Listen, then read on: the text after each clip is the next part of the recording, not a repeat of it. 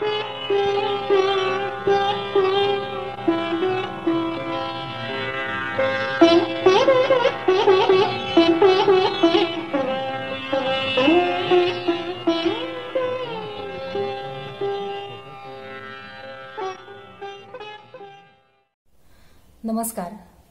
माझं नाव श्रुती शालिनी. माझ्या आयुष्यातल्या एका खूप महत्त्वाच्या टर्निंग पॉइंट ठरणाऱ्या प्रवासाबद्दल मला तुमच्याशी शेअर करावंसं वाटतंय. हा प्रवास म्हणजे मी खूप वर्ष, जवळपास 25-26 वर्ष RSS मध्ये काम केलं आणि अलीकडे गेल्या 4-5 वर्षांमध्ये मी त्यातून पूर्णपणाने बाहेर आले. या प्रवासाबद्दल तिथे काय होतं आणि मी बाहेर येताना काय प्रोसेस झाली हे मला तुम्हाला सांगायला आवडेल. RSS ही राष्ट्रीय स्वयंसेवक संघ ही पुरुषांची संघटना. याच नावाची हीच इनिशियल्स असणारी राष्ट्र सेविका समिती अशी फक्त महिलांसाठीची संघटना आहे. पुरुषांच्या RSS मध्ये, राष्ट्रीय स्वयंसेवक संघामध्ये स्त्रियांना प्रवेश नाही आणि राष्ट्रसेविका समितीमध्ये पुरुषांना प्रवेश नाही. अशा 2 स्वतंत्र संघटना आपापल्या ठिकाणी कामं करतात. तर दोन्ही संघटनांचं काम एकच आहे. त्यांचं उद्दिष्ट म्हणजे हा आपला देश आहे, हे हिंदू राष्ट्र करायचं. आणि RSSचं अल्टिमेट उद्दिष्ट जे आहे ते हे सगळं जग आर्य करून सोडायचं. कृण्वन्तो विश्वम आर्यम अशी त्यांची घोषणा आहे. दोन्हीमध्ये चालणाऱ्या ऍक्टिव्हिटीज अगदी सेम असतात. ह्या शिक्षा वर्गांमध्ये भरपूर जोर शारीरिक शिक्षणावरती दिला जातो, पण शिस्तीचं असतं वातावरण सगळं. तर तिथे वेगवेगळी शस्त्र शिकवली जातात. ही शस्त्र सुद्धा खूप प्रिमिटिव्ह, म्हणजे दंड, तलवार वगैरे अशी शस्त्र शिकवली जातात. पण संघटना मात्र 2 वेगवेगळ्या. आता असं का बरं? जर काम एकच करायचं असेल तर एकत्रितपणे येऊन का नाही करायचं? हा प्रश्न मी अनेकांना विचारला, पण RSS मधल्या कुठल्याही पदाधिकाऱ्यांनी मला याचं समाधानकारक उत्तर दिलेलं नाही आजपर्यंत. वास्तविक पाहता आपण जेव्हा समाजामध्ये वावरत असतो, घरात असेल, बाहेर, प्रवासात, शिकताना, जॉबच्या ठिकाणी, कामावर, शेतावर, सर्व दूर स्त्रिया आणि पुरुष एकत्रितपणे राहत असतात, एकत्र काम करतात, एकमेकांशी बोलतात, त्यांचं काही नातं असतं, संवाद असतो, कधी कधी संघर्ष असतो, आर्ग्युमेंट्स असतात. ह्या सगळ्या गोष्टींसह आपण एकत्र राहत असतो, सोबत काम करत असतो.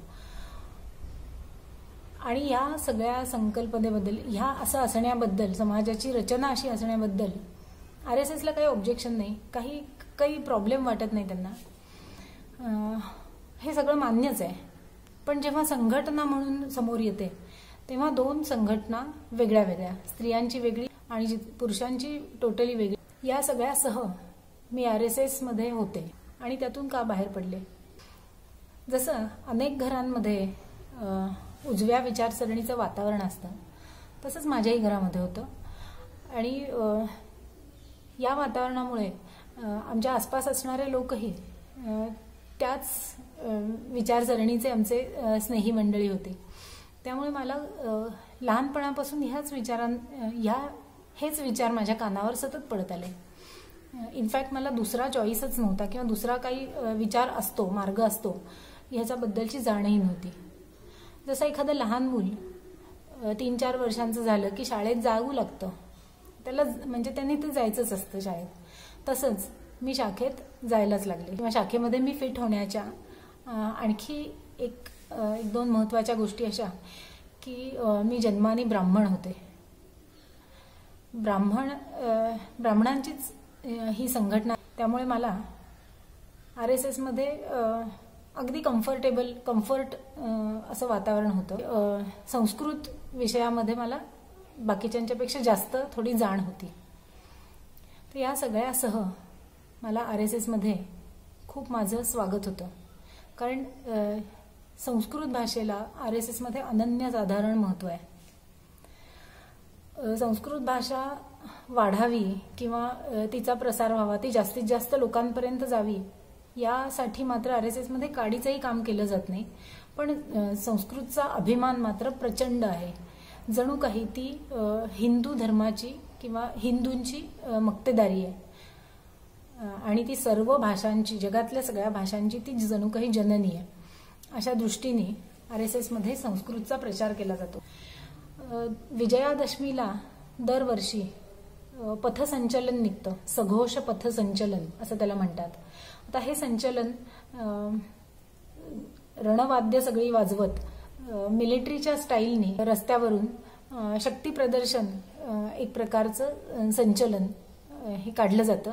गावोगावी ठिकठिकाणी अनेक शाखा संध्याकाळच्या वेळी तरुण मुलींच्या भरत असतात. तर ह्या शाखांमध्ये ज्या काही आज्ञा असतात या सुद्धा संस्कृतमध्ये असतात, आज्ञाच असतात. RSS मध्ये विद्यार्थी भाषा नसते. विद्यार्थी म्हणजे एखादं काम असेल, एखादं काही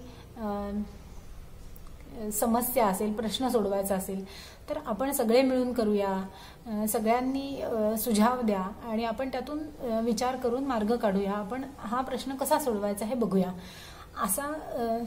असं तिथे नसतं वातावरण. एकचालकानुवर्ती म्हणजे कोणीतरी एका माणसाने वरच्या पदावरच्या, सर्वोच्च पदावरच्या चालक, संचालक अशा माणसांनी आज्ञा द्यायची, आदेश द्यायचा आणि बाकी सगळ्यांनी तो आदेश पालन करायचं.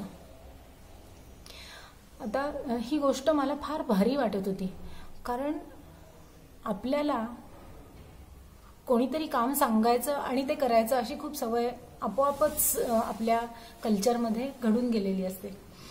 आणि इथेही तेच होतं. आपल्या वतीने आपल्या चांगल्यासाठी, आपल्या भल्यासाठी कोणीतरी जबाबदारी घेतंय आणि बस आपल्याला तेवढं काम करायचं, ते फॉलो करायचं, इतकं सहज सोपं आहे.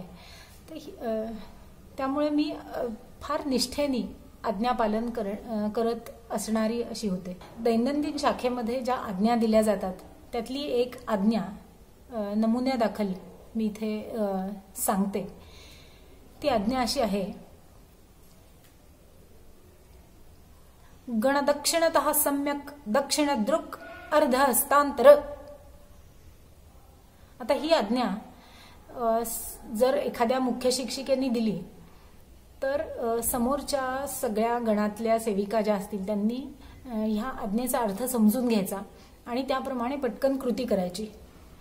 आता एखाद्या मुलीला जर समजा संस्कृत भाषा तिला नसेलच कळत, तिला जर का बोली भाषा सुद्धा तिची वेगळी असेल किंवा तिला प्रमाण भाषेत सुद्धा बोलता येत नसेल, तिला ण आणि न ही अक्षरं कधी कुठलं अक्षर वापरायचं ह्याच्याबद्दलची ही जाण नसेल, तर अशा मुलीला ह्या आज्ञेचं किती दडपण येईल.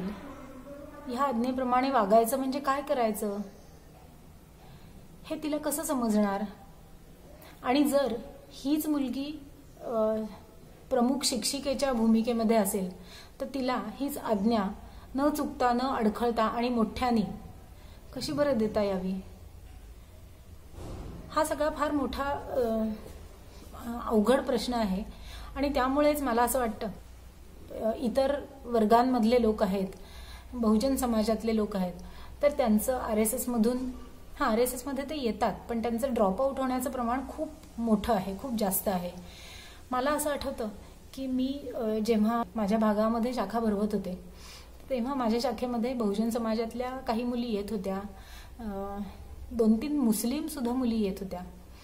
आणि अलीकडच्या, अगदी अलीकडे RSSला बहुजन समाजातल्या लोकांना आपलं म्हणावं लागलंय, त्यांना सुद्धा RSS मध्ये घ्यावं लागलेलं आहे, कारण RSSला दुसरा पर्यायच नव्हता.